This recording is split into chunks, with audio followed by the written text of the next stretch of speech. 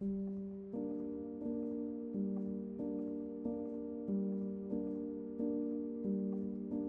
Appalachian Mountains, with their deep-rooted history and isolated landscapes, have become a fertile ground for supernatural lore, where ghost stories, cryptid sightings, and mystical tales reflect the cultural and psychological dimensions of Appalachian communities. Older than Saturn's rings, and longer than several European countries, including France and Germany, the mountains are estimated to be around 480 million years old. Dinosaurs first appeared about 230 million years ago, much later than the formation of the Appalachian Mountains. Located in the eastern part of North America, they stretch from the Canadian province of Newfoundland and Labrador down through the United States. And the name Appalachia was used to describe a region inhabited by these tribes. The term Appalachian was later applied to the mountain range. Before Spanish explorers and European settlers arrived, the Appalachian Mountains did not have a single, unified name.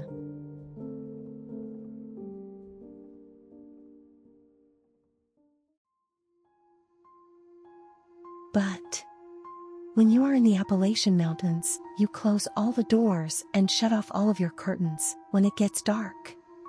If you hear something when you are outside, day or night, in the woods, no you didn't. If you hear someone call your name or whistle, ignore them. Do not engage. Growing up, grandmothers would tell to never whistle at nights or in the woods. Never go to the river at noon alone. And never answer your name if you hear it in the woods, especially if it's a voice. The mysteries are allowed here. The Appalachian Mountains are shrouded in mystery and lore, offering a rich tapestry of horror stories passed down through generations. From the eerie wails of the banshee to the ghostly apparitions that haunt abandoned settlements.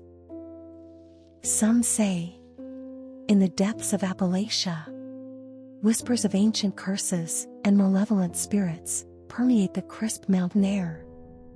It's as if the mountains themselves hold secrets, whispering to those who are willing to listen. Many locals and visitors alike have experienced an eerie sense of being watched, even when they're alone in the dense, shadowy woods. One person said, when they were a child, they had a habit of playing in the woods right outside their house, often spending time there if they weren't at a neighbor's house. For those familiar with the area, the twisted dogwood trees can form a sub-forest within the forest, creating darker areas in certain parts. One day, they decided to explore a part of the forest they usually avoided, which was within these dogwood trees. It had an airy, longing tone and it called their name, as if it were the wind whispering through the canopy. Chilled to the bone, they sprinted back to their house, with the sunshine growing stronger with each step, never looking back to question what had called their name. Even today, recalling the event still sends chills down their spine. Another story of experience. One night, Sheila, name changed, were looking out the window of their second-floor room and noticed something unusual in the field across the street. It wasn't one of the sheep that usually grazed there. This was something big, dark, and with red eyes.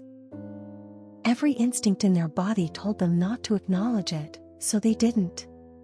They simply scanned the rest of the field, glanced at the church, and then closed the curtain, preparing for bed. As they did, they caught some movement out of the corner of their eye. It was heading towards an old cemetery, about half a mile up the road.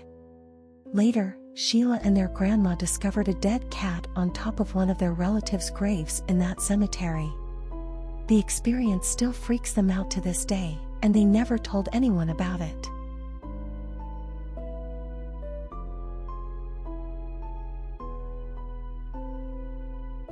In 2009, an 8th grade student was taken while hiking a section of the Appalachian Trail during a school field trip. According to a police report, a group of 8th graders were hiking a part of the Appalachian Trail for their field trip. On the afternoon of April 11th, the group was apparently followed by an unknown individual. As the students and their teacher chaperones settled down for the night, the intruder allegedly entered the trailside shelter and abducted one of the students. The specifics of the incident are unclear, but some facts stand out. Several students noticed a strange person at various times throughout the day. Shortly before they stopped for the day, it began to rain. When the group was inside the shelter, the rain intensified. Some students reported seeing something, maybe a person or an animal, lurking near the shelter, just out of clear sight. After the students had fallen asleep, they were awakened by a scream. Most of the students saw nothing, but a few reported seeing someone or something carrying away the kidnapped student. Reports about who or what took the missing student are mixed. Most witnesses stated that the kidnapper resembled the strange person seen earlier.